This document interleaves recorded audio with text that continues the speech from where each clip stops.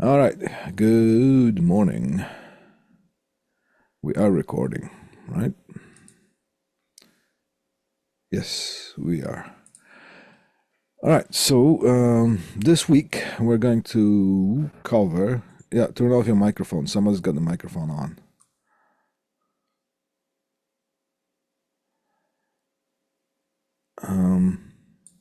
All right. This week we're going to cover a couple of topics that just have to be covered because of the nature of work that we will be doing. Do we really need to know the in-depth content when it comes to this week's content, which will be the computer networks or data networks, and later on in class in person, during the in-person class, we are going to also talk about the network topologies. The reason for that I want you to know this kind of stuff is that most of the, well, in this type of telecommunications business, which would be the, well, sort of networking, the more precise, the best description that I could come up with is infrastructure systems, which includes all the stuff that we talked about. However, by far, it turns out that in the last few years, which I'm talking like, well, 15 plus sort of years, the data installations are taking the cake when it comes to the percentage of what is being done. Of course, if somebody specializes in home theaters, yes, they will be mostly installing and specializing in home theaters. If they, hit the, the gold vein, all right, and if they get enough business. If somebody does just nurse call systems, yes. However, well, doing the Ethernet cables and understanding Ethernet, right now you can't escape it. And the most business that you'll be doing, want it or not, even if you're not in the data business, if you, because in this type of field, there would be electricians, which would be the, well, high voltage, low voltage, and the data part is considered to be extra low voltage. So right now, electrical companies more and more often, want it or not, have to deal with the installations of data networks, or at least running cables, or having something to do with that. Sometimes they take that upon themselves, the electrical companies, and sometimes they sub it out, or subcontract it out to the companies that specialize in data networking. I have seen data personnel, data people who would requalify themselves to be electricians, and I have seen electricians with licenses deciding to go into the data business. That, all that depends on where you actually get the most of the business and where you're able to get the business. Right? So since we are into doing the data links, connections, installations, it is a really good idea to know what we're talking about when somebody is talking about anything that has to do with networking. This is not an IT course. There are some IT courses that our college offers. This is not it. This is the infrastructure. This is the hardware installation and network cabling. That's what what's the name of the course. However, when you are within the environment of such installations, you should know at least the basic terminology, and this is the aim of this well, course and this particular lesson, and the next one that's going to be in person. Right. All right. So let's let me just whoops. Here, Control L, I think it is, for the full screen. There we go. We got it. So computer networks, and of course there is some sort of a funny picture here, as always. It's hilarious. Okay. All right. computer network introduction to network types. All right, let's get over with the definition thing. A computer network is a group of computer systems and other computing hardware devices, which right now pretty much anything that you turn on, chances are it's going to have an Ethernet connection for some reason. So a group of computer systems and other computing hardware devices that are linked together through communication channels. And remember, our channels are copper, fiber, and air, which would be the electromagnetic waves. The Wi-Fi module, or the wireless access point that's in the ceiling, is using an air space to communicate with your cell phone or your laptop. All right. The purpose of that is to facilitate communications and resource sharing among a wide range of users. Networks are commonly categorized based on their characteristics, and let's just take a quick look at that here. All right, so what we're going to cover here is going to be a LAN, WAN, WLAN, metropolitan area network, storage area network, and so on. Sometimes it's called server area network. And we're going to talk about VPN. This is a picture I took from one of the installations that I did some years and years ago. And this is a gateway that was supposed to be installed within the network. The gateway is a piece of hardware that is between the modem and the rest of the network. All right. In order to have a properly running gateway, you have to bridge the modem, set the modem into the bridge mode. What do I mean by that? As if there's any sort of modem, it could be fiber modem, it could be cable modem, it could be DSL modem, any modem.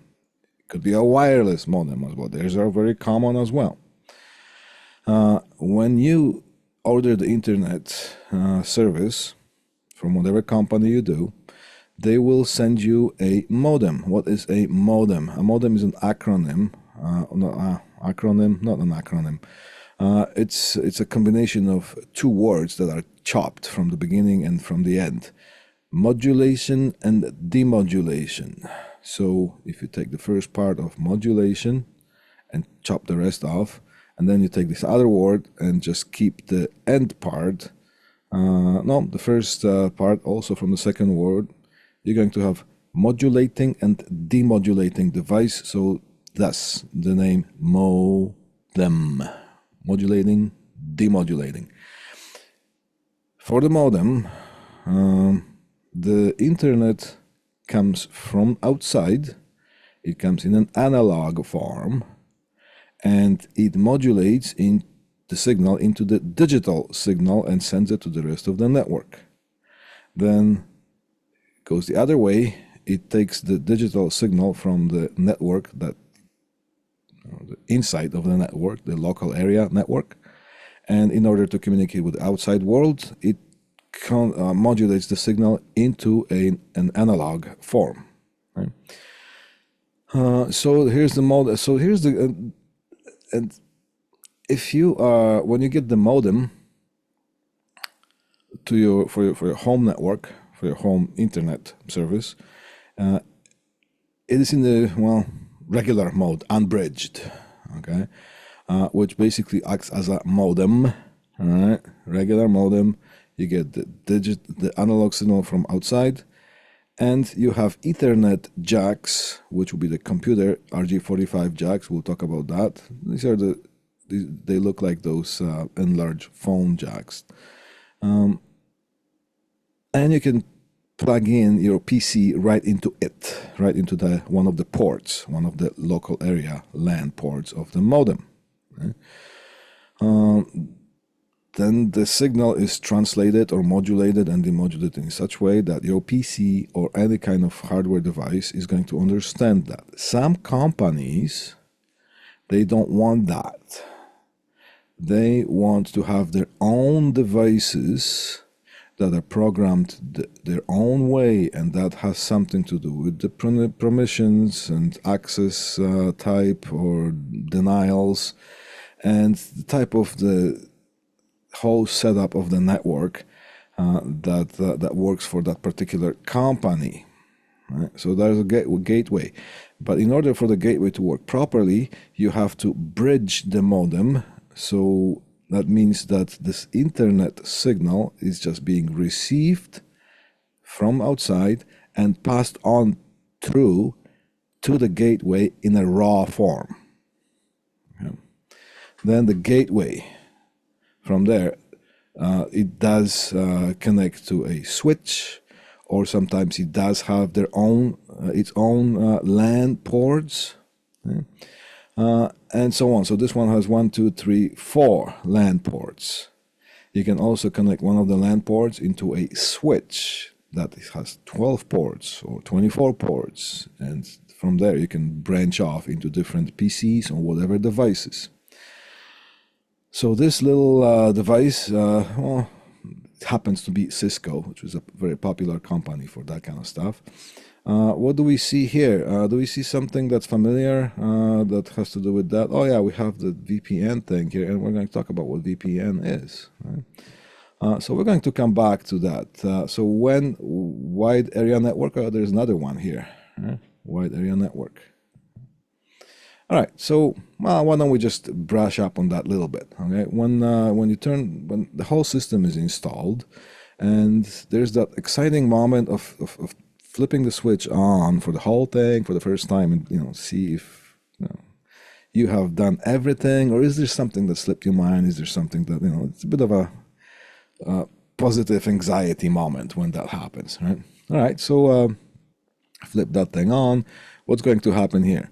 You're going to have some sort of like a disco lights mode, because this thing is going to boot up, and it's going to take some time, and it's going to flash some lights telling you that it's booting up. And of course, you're looking for that OK light, and well, if it's not on, then what are you going to do?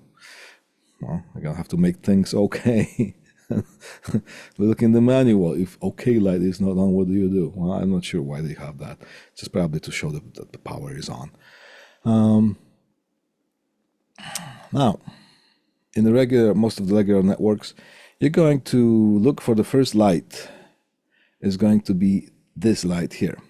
Of course, you're going to check those, and whatever the amount of devices, you're going to have that plugged into this gateway. Let's say we have one switch and one wireless access point. We know that 2 ports are being used.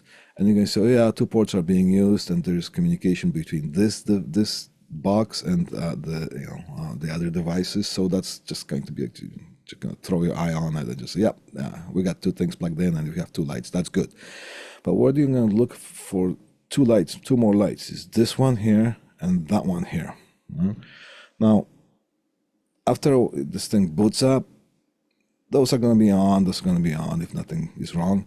And then you'll be looking for this light here, and boom, it finally comes on. That means this box has connected successfully to the internet provider through the modem and through the outside linkages. Oh wow, okay, so we're on the net. We're not out of the woods yet. Then you're going to look for this light here, VPN. VPN stands for Virtual Private Network.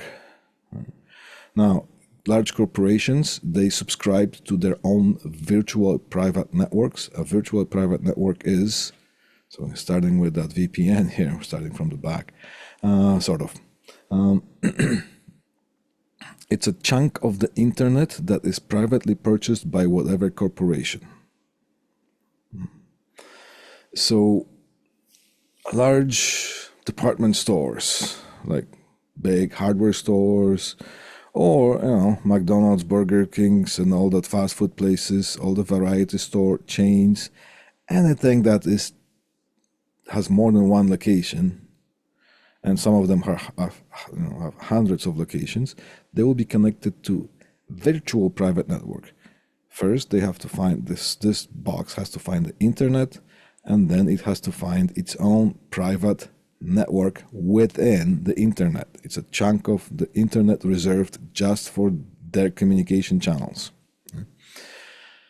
So if anybody buys a chewing gum at one of the 7-Eleven stores, that transaction is being registered with their main frame or storage network devices, there you go, storage area network, through VPN, through the virtual private network.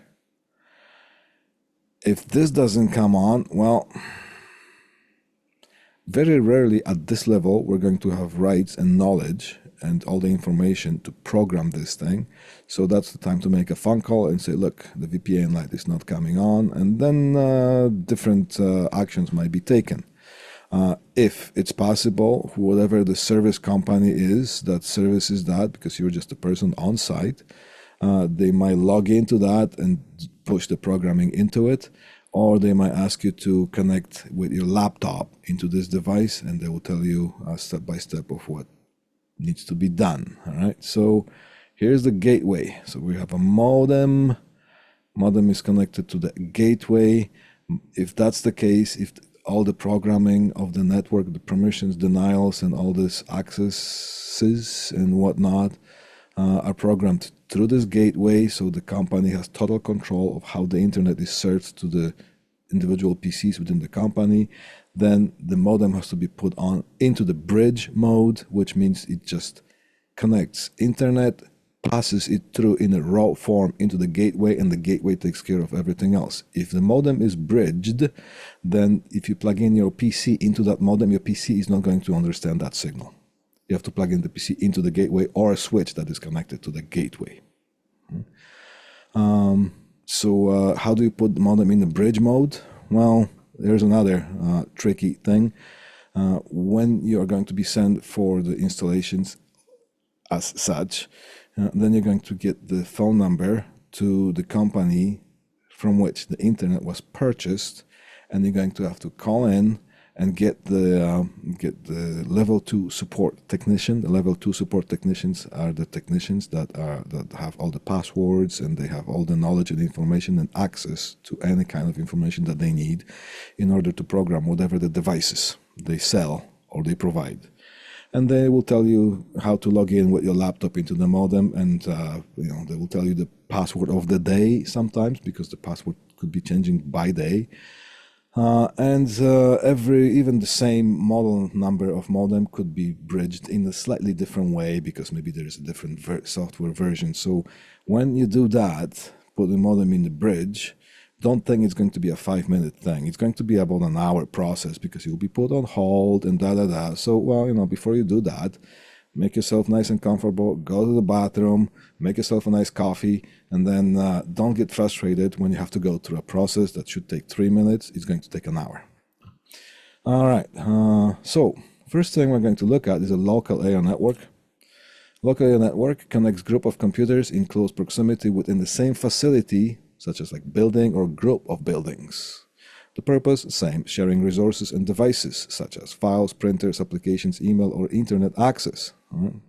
Sometimes I'm going to read in order to not distract you from what this thing, because I could be explaining this thing and expect you to read at the same time that I'm talking to you. So that's, you will not get what I'm saying, and you will not get what you're reading. So yes, sometimes it is my style of teaching or presenting. Sometimes I will teach, not all the time, right? Sometimes I will read. Okay, one network can consist of multiple LANs working together.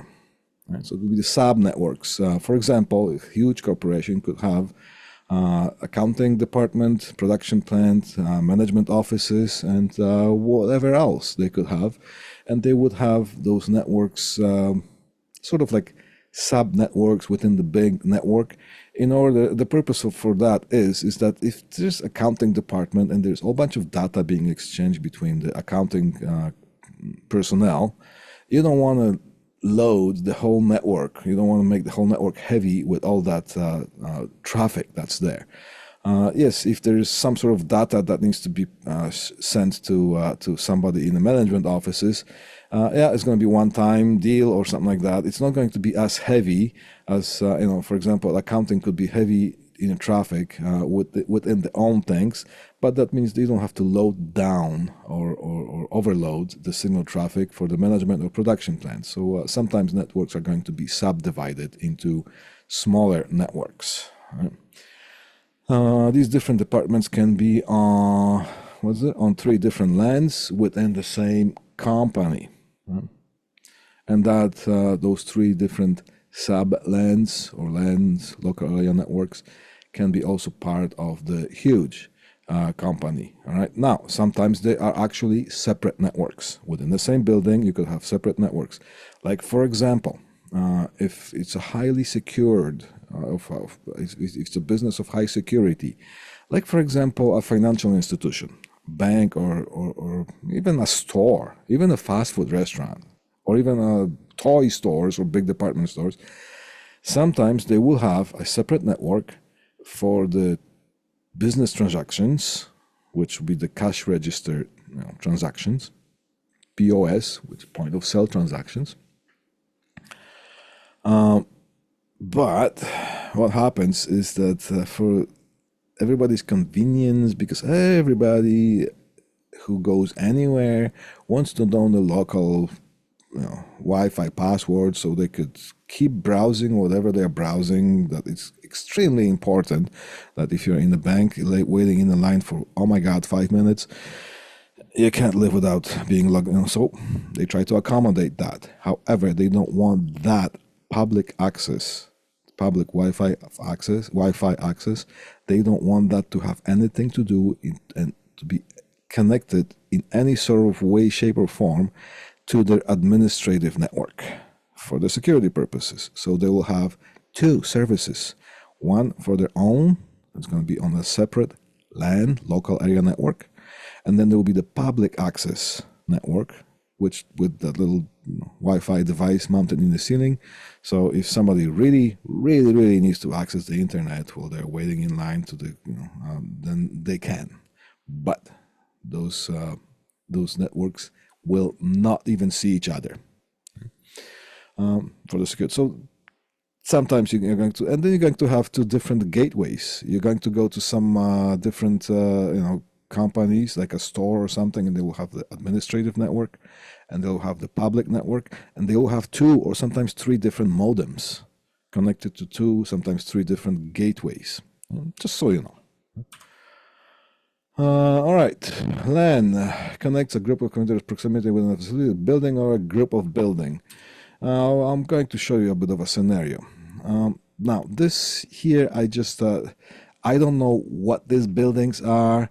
I just got a snapshot from the Google Maps. I needed a couple of buildings that are close together that I could pretend that this is they are part of whatever ABC company, all right, XYZ company, okay?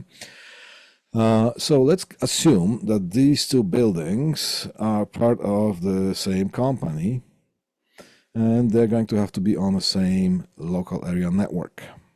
Well, we got a bit of a problem here, and I want you to know what you can encounter when it comes to this type of stuff. Some of the buildings are going to be this close to each other. Some of the buildings, like, some of the huge, for example, like UPS hub in Vaughan, Ontario, it's like a small town. And some of the buildings are far away from each other. So this building here and that building here, they could be part of the same network. So how do you make it so you don't have to have a separate LAN here and separate LAN there or separate LAN there if those things are part of the same company? How do you make it so they're on the same land if another building is in a different city or a different country or a different company? All right, it's all that can be done. Right? All right, so let's say they are close to each other. We're going to have a local area room or LAN room in, let's say, the main building. Let's say this is a main building here. And it would be a good idea if it would be somewhat close enough to the other building. However, sometimes the location that is chosen for the LAN room would be somewhat central location, so the copper runs, the Ethernet runs, the computer cable runs are not longer end to end than 300 feet. It's actually 328, but you don't want to install 328 feet end to end from the wall, in the jack in the wall, to this patch panel port, because you still have to use some patch cords, and those patch cords do add length, right? So 300 feet is the, so sometimes it will be somewhere here, the local area network room. So the runs are no longer than 300 feet.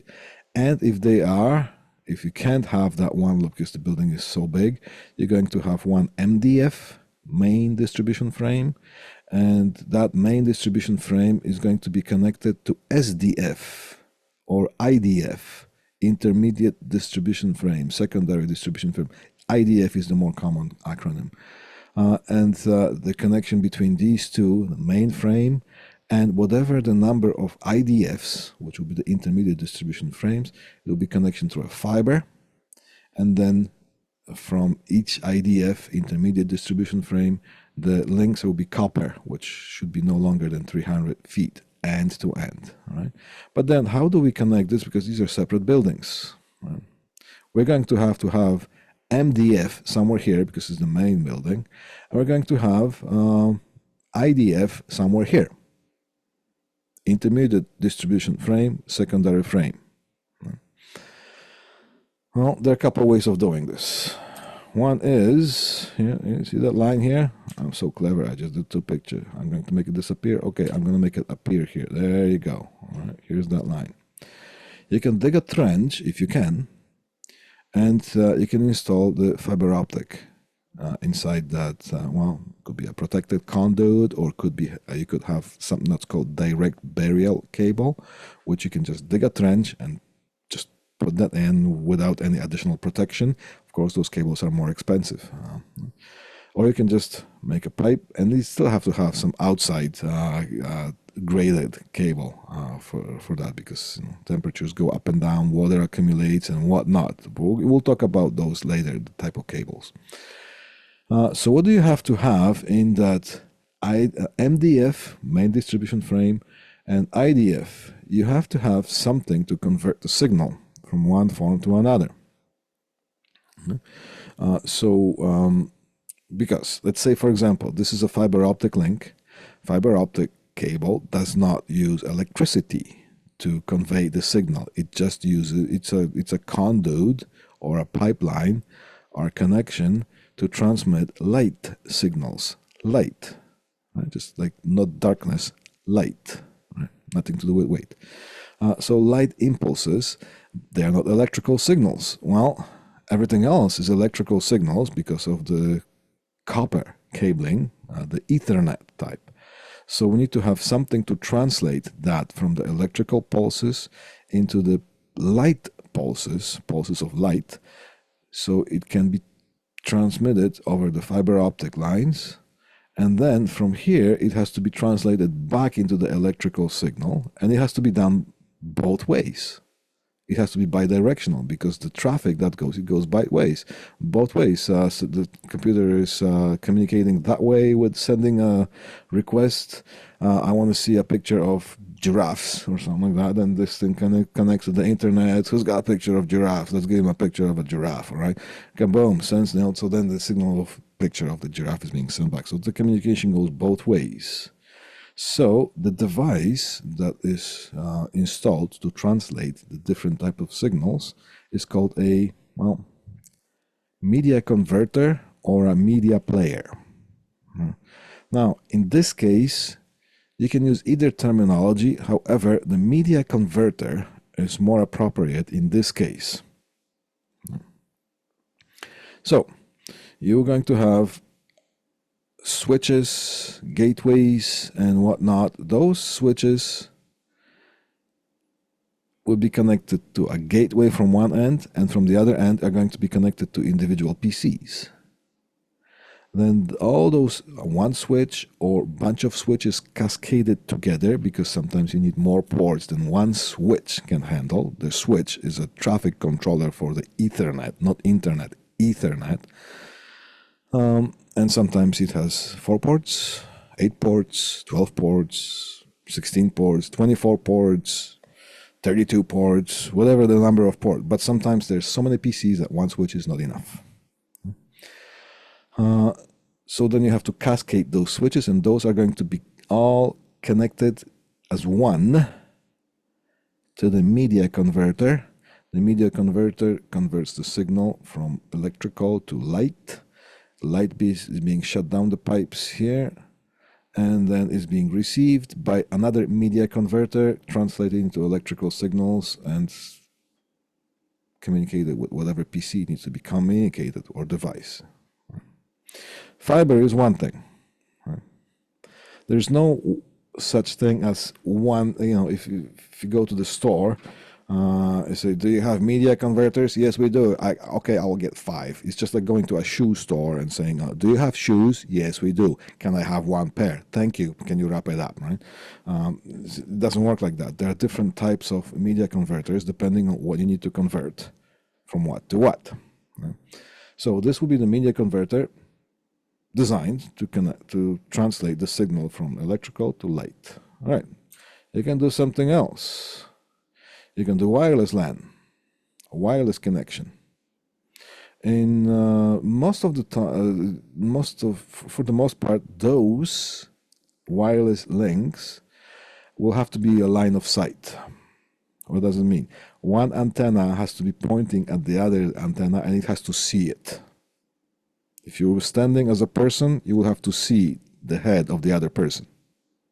If there's a tree between them, the link is going to be broken. If there's too much snow that falls onto one of them, chances are there could be some interference there. Right? But the advantage of that is just can mount the antenna on the side of the building, on the side of the building, on the side of the building, or whatever, on the side of and they can communicate with each other. So this one here would work with this antenna. If you want to work with that one there, for example, you're going to have to have another antenna, and those will communicate with each other.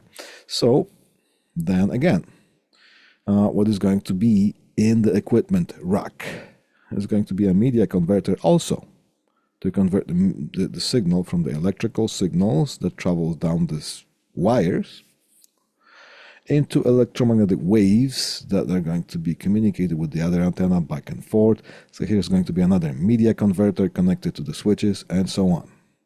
So that's another way of doing things. All right. So also when we talk about something that's called media converters, sometimes you're going to hear the term that is called media player. All right. Well, they could mean different things. If you walk down the street and you pass somebody that you don't even know, a complete stranger, and while that person is passing you, he's going to just say out loud, media player. You don't know what they mean. Right? So depending on the context, if you're looking within the context of networking, you get something like it's called media player. It could mean a media player. It could mean a DVD or MP3 player, but probably not. You see those menu boards that are suspended from the ceiling at local fast food restaurants, that when you're facing the person who is selling the donuts or burgers or what, above them they have those menu boards advertising their products and all that stuff. Those monitors are connected to the network through media players.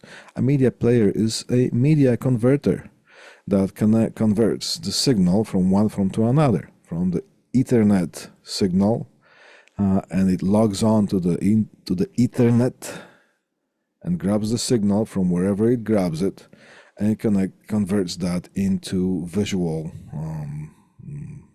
effects, such as displaying a donut and its price. And there could be a ping pong ball that rolls from one monitor through another, and just leaving the site from the last monitor. So those media players also, yes, they are synchronized in such way that the whole thing could be working as a one huge wide monitor. So that's as far as media players or media converters. If you're unclear, talk to me when we're in person. All right, LAN cable, structure cable. What did I say here? This is some of the pictures that I kept taking over my 30 years of experience that I was going all over the place. All right, not all networks are up to the highest standards. Some service calls will look like this. You're going to, I chose the picture of one of the cleaner ones because sometimes you're going to get into some sort of a car shop, tire changing shop, that is not only going to look like this, but it's going to be covered with grease that just accumulates by being in the air. So what do we have here? Well, first of all, when you go there and you see something like that, you're not going to be judgmental. You're not going to look some grimace on your face and say, "Oh, yeah, I've seen better ones." That's very unprofessional. Okay, those people who own that business, they don't need to know that there are some space age technology sort of other networks that you also are visiting, because so what, right? They called you. They need something to be done, and they're going to pay money. So respect that, right? Do whatever it needs to be done, cash the check, and move on. Right? So what do we have here as the elements of a network? I can see some form of a patch panel here. The makeshift patch panel is made out of two 4-port jacks. Sometimes could be surface mount, which looks like this one is a surface mount. These are surface mount jacks. What do they have? We have jacks, and each jack is connected to a wire. So here is 1, 2, 3, 4. 1, 2, 3, 4 wires. This one is only using 3 ports, so it looks like only 3 ports. So this small business has 7 Ethernet hardwired connections somewhere. It could be 7 PCs, it could be 5 PCs and 2 access points, wireless access points, or whatnot. All right. It has 7 of something that is being plugged in. What can we tell? Over here, out of these makeshift patch panel devices, we get something that is called field wiring coming out of that. What's a field wiring? Just like field of potatoes or field of carrots or, big green fields. What was that Irish song? 6 green fields. There you go. See, I know things. Well, field wiring is the wiring that goes to the rest of the building. It's called the field wiring. So we got 7 wires. Now, from here, we have patch cables, just the ones that we're making this week. Is you can buy those patch cables very cheaply, and I would suggest you do if you're connecting a network like that, or any kind of network. But sometimes, why am I asking you? Why am I showing you how to make one? Is because sometimes you have to do that. You can run out of cables and you just have to make one. That's one reason.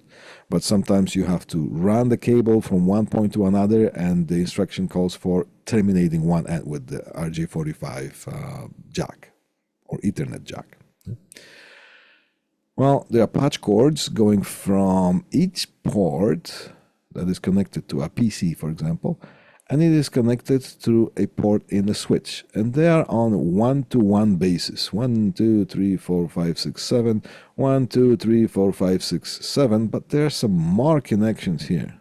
That means that some of them are probably, some of the wires are connected straight to, like for example, somebody might have decided to run the field wiring and terminate them as at that makeshift patch panel. And maybe there's a wireless access point somewhere, 5 feet from here or 10 feet from here. So they just decided not to do that. They just decided to just plug it straight into the switch. Not the ideal situation, but you know what? In a small business like that, that's probably all they need. Is it working? Is it functional? Yes. For the size of that thing, is it serviceable? Relatively easy? Yes. So what's your problem, right? No, it's okay. Money is just the same that the client pays, and sometimes it is good idea to have a lot of small service calls than one big one. All right, so that switch is probably connected somewhere to a gateway here, where all the programming is being done for that particular business.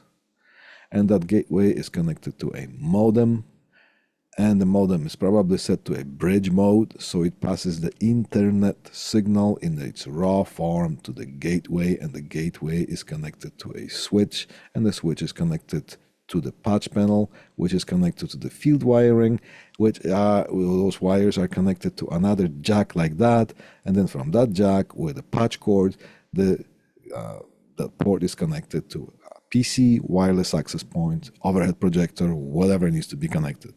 Right? So here's a smaller version of a network. And if you know the basic structure of that, you can go and you can find yourself in a situation like this. That's a huge. Now, I got this thing from the internet, and it is from the Google data center. You can just you can grab that, and I do have a reference here. So Google data center, right? Available on the internet. So we have the reference. So I'm legal to show that. Right? Now we do. It's almost the same thing like that here, but a lot of it and organized a little bit differently. What do we have? See those orange tubular looking things? These are the conduits that are running the fiber optics. It looks like a perforated pipe, like the vacuum cleaner hose sometimes. So the fiber is nicely protected. And if you see something like orange like that, that's 99.9%, almost 102%. Is that it's fiber, and it's fiber. It's coming. So sometimes you're going to have connections with fiber, and sometimes you're going to have connections with copper. There are a lot of devices here. Now, what did I say here? Consider the power requirements. Well, these are all power. This thing requires a lot of power. Maybe one of those racks could be producing heat just as a side product, equivalent to a full barbecue on a full blast. Or maybe two of those would be equivalent to a barbecue, depending on how much heat the devices produce. Well, if you just have all that stuff connected, fully functioning, producing all that heat, well, you're either going to cause a fire, and if not, you're going to have the temperature rise in this whole building so much that the devices are going to overheat, and the warranty is going to be void, and eventually they'll stop working pretty quickly. So you not only need the power to supply all this stuff, and it's a lot of power. You also need power to cool this whole thing down. And you need almost as much as, or if not more power, that you need to power things up. So there's additional power. And then it's the whole cooling system. All the vents and air ducts have to be supplied. Because if the air conditioning goes down, you get minutes before that thing becomes too hot to the point that it's going to break down. The other thing I'm going to show you here is consider how clean that thing is. You see there's a wiring tray, and there's a lot of devices here. Those are connected to each other somehow, but what's up with that? There's that wiring tray that is empty.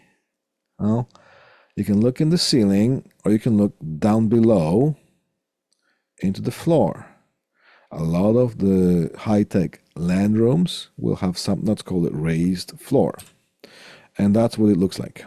So there's a lot of wiring that could be going. That's an expensive floor, right? Because those floor tiles, they have to support people walking and not hurting themselves. And there could be a whole crowd of people, and this whole frame has to support that, right? So those floors are not cheap.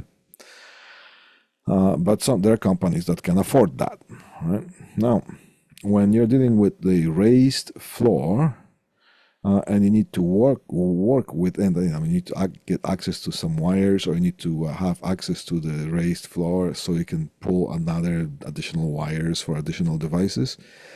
you're going to look for the suction cups. And the people who are taking care of the facility or whoever works there, they will know where the suction cups are because without the suction cups, you won't be able to pick up those floor tiles. Right? Now, we're getting 10:47 here. We have few more slides but I don't want to rush through them.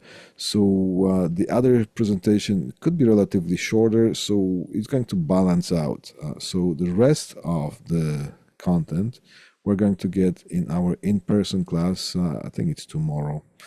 Or is it Friday? I still haven't got used to the new schedule, the summer schedule.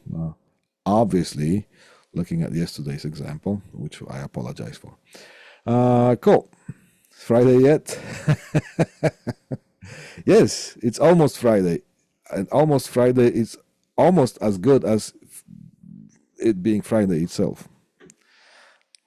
Take that philosophy and life will be so much easier. Okay, cool. Before I get philosophical, let's end this session and I'll see you when I see you. Thank you so much.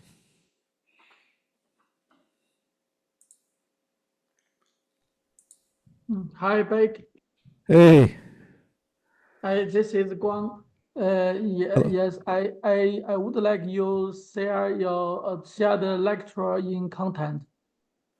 Oh, the content's posted. Yes, it will be posted Yeah. in our thing. Yeah, no problem. Yeah. Oh, thank you. We can review the class. Yes. Yeah. It's Thank you, all. sir. If it's not, if for some reason doesn't get posted, please let me know. So because sometimes FOL is being funny, and sometimes I get distracted and forget to press that one button. So please don't be afraid to tell me that. Okay. Yeah, okay. Yeah, I like your video in YouTube. Thank you. Wow. Okay. Autographs later after the show. Yeah. All right. Okay. Yes. Thank you. All right. Have a good You're one. welcome. Okay. Have a good Bye. day. Hey. Bye.